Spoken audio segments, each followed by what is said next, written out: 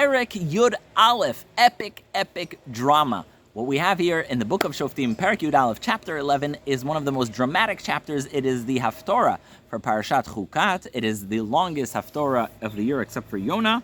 And it is the story of the underdog, the story of Yiftach. Yiftach grows up, Yiftach HaGiladi Haya Gibor Chayil, he's a hero, but he has kind of a tough background, and that is he's the son of a woman who's, let's just say, not the favorite mother of his siblings, and he gets bullied by his siblings so much so that his siblings say, get out of here, we don't like you. It kind of reminds you with the story with Yosef, right? They have, Yaakov has a few wives, and then there's Leah's children they gang up on Yosef, who's the son of Rachel, and now the the family of Yiftach kick him out, and he is expelled.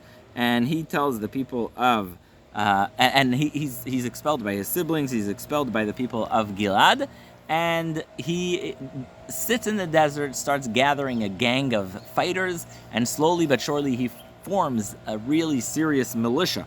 And as Bnei Ammon come to war with Gilad, with the people of Israel, the people of Gilad say, who are we going to go get to help us from Ammon? Of course, Yiftach, the hero, and they send messengers to Yiftach and they say, please help us, be our guy, be the man who saves us in this moment.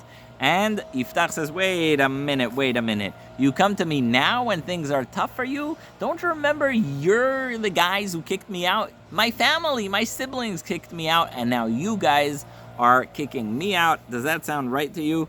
But they say to him, listen, we understand that, we regret what we've done, and if you win this war, you will be in charge. You'll be the guy, you'll be the head of everything. And they say, okay, God is our witness, you will be the guy in charge of Bnei Israel, of Gilad. And so Yiftach takes this position. Yiftach sends messengers to the king of Ammon, and he says, dude, what do you do? Who are you? Why are you even here? What's going on here? And so the king of Ammon says, what do you mean, what am I doing? You guys, when you left Egypt and came to Israel, took my land on the other side of the Jordan. You guys took my part of the land, and now please just give it back to me. Sounds familiar? Someone telling the Jewish people, oh, the land is mine, but it's actually not true? Well, Yiftach tells him, what are you talking about? We never took the land of Moab and Ammon. We came to Kadesh. We asked the king of Edom if we can take a shortcut through his land. He didn't let us, so we went all around. Then we sent messengers to Sichon. This is all recap of what happened in the book of Bamidbar.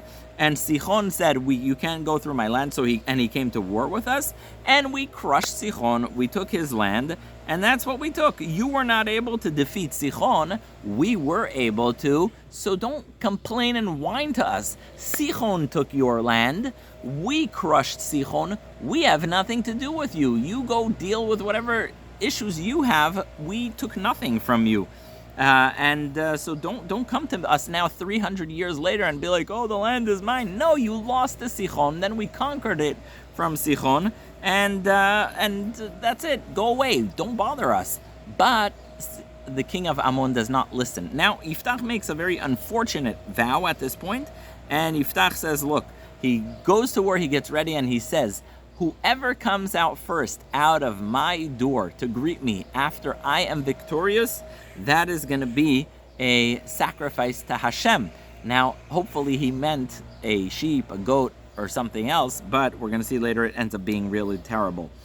So Yiftach goes to Ammon and he crushes them. He goes past the Jordan, he fights them, he destroys them. 20 cities he takes, and the people of Ammon are defeated. Yay, victory, sounds great. There's a very, very unfortunate twist to this plot. As Yiftach comes home, who comes out of his door first? His daughter. His daughter comes greeting him with drums and music, and she's like, yay, daddy, you won the war. But unfortunately, he is very sad. He tears his clothing. He says, oh my God, I did not mean for this to happen. He says, look, I made an oath that whoever comes first out of my house when I win this war is going to be dedicated to Hashem. It's a whole discussion in the Rishonim and the halachic commentaries how this is even possible. You can't just make a neder, you can't just make a vow that will impact the life of someone else like that. But she accepts it. She says, you know what, that's fine. I accept it. I will dedicate my life to Hashem. I'll live in isolation and solemn dedication to Hashem. And I appreciate God giving us this victory over the people of Ammon. She says, let me take 2 months to sort of cry about my lost youth. And she and her friends go, and for 2 months they have kind of, I don't even want to say a bachelor's party, because it's more of a sad one where she's going to be, not getting married or not doing anything. And she goes, and then it became that 4 days a year, all of the girls of Israel would come to Yiftach's daughter to sort of console her and comfort her. That has been chapter 11. So once again, Yiftach Agiladi, he's the son of a father, but his mom is not exactly someone honorable that his siblings are proud of, and so they expel him. The people of Gilad expel him. He develops a militia in the outskirts of Gilad. Once the people of Gilad are besieged by the king of Ammon, they send to Yiftach and they say, please come help us. He gathers all of his strength. He comes to them and he says, all right, but remember you guys kicked me out? Remember you rejected me? This is kind of not nice to come to me when you need me. And they say, we know, but we'll make you in charge if you win the war. So he does that. Yiftach then sends a letter to the king of Ammon, and he's like, dude, what are you even doing here? What's going on with you? Who are you? Why are you coming to fight? Ammon says, what do you mean? You guys took my land when you left Egypt. And Yiftach is like, what are you talking about? We took nothing from you. We sent messengers to the king of Edom to go through his land. He said no. We politely then took the long path not to bother him. Then we came to the land of Sichon, who crushed Ammon. He came to fight with us. We defeated him. We had nothing to do with you. Yes, he took your land before he came to fight with us, but you guys lost to him. And so since you guys lost to Ammon, and we never ever actually took your land, you guys lost to Sichon, and you, Ammon, have never been able to succeed against him. Now you're coming to us once we won him. Not fair. Go fight your own wars. Don't rely on us to fight your own wars. And so Yiftach then goes to war with Ammon. He succeeds in defending Bnei Israel, crushes Ammon, takes 20 cities from them. And unfortunately, before he left, he made a vow that whoever comes out of his door first is going to be a sacrifice to Hashem. Lo and behold, who comes out of his door first? His daughter comes to greet him with music, and she's like, yay, daddy. But now she is dedicated to Hashem. Again, it's very, very difficult to understand this because he can't make a neder to ruin his daughter's life.